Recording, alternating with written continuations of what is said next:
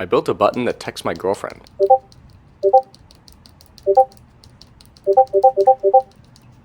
May have gone a little overboard this time. Let's back it up. For the past 2 weeks, my girlfriend's been in Hawaii. I explored many options of reducing the distance between the two of us. However, after extensive research and reasonable fear of sharks, I decided that swimming was out of the picture. Since swimming was out, flying was too expensive, and carrier pigeon felt too unreliable, I did what any reasonable person would do, and I learned electrical engineering. Now when I miss her, I press this button, she gets a message. No phone, no typing, just this. Here's what texting normally looks like. Too clingy.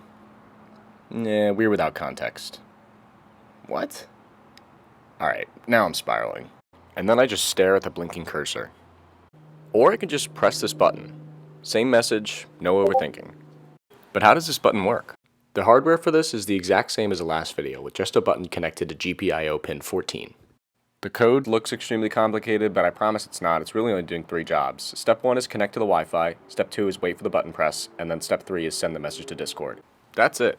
The rest is just setting it up.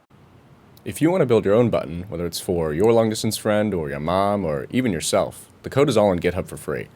And if you've never touched an electronic before, that's what this tutorial series is for, and this is where it's supposed to all lead. 4 videos ago, I didn't even know what a breadboard was, and now I'm sending messages across the Pacific, and you could be doing the same.